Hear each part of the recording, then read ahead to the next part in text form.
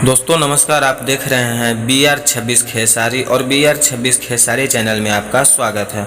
दोस्तों खेसारी लाल यादव जी का आज एक बहुत ही बेहतरीन का गाना आने वाला था, जो कि सॉन्ग को रिलीज नहीं किया गया है। कुछ टेक्निकल के कारण इस सॉन्ग को कल रिलीज किया जाएगा। बदनाम भोजपुरी इंटरटेनमेंट चैनल से कल सुबह में इस गाना को रिलीज किया जाएगा। और दोस्तों आपको बता दें कि इस सॉन्ग को दीपक दिलमुखी जी का लिखा हुआ ये सॉन्ग था, जो कि दीपक दिलकश जी का दिया हुआ म्यूजिक था।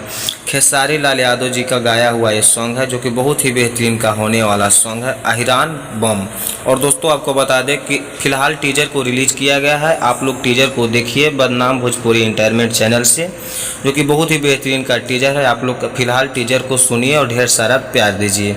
और दोस्तों अगर आप इस चैनल पे न्यू है तो चैनल को सब्सक्राइब करके बेल आइकन को ऑल कर लीजिए, ताकि आपको भोजपुरी से जुड़ी हर अपडेट आपको सबसे पहले मिलता रहे।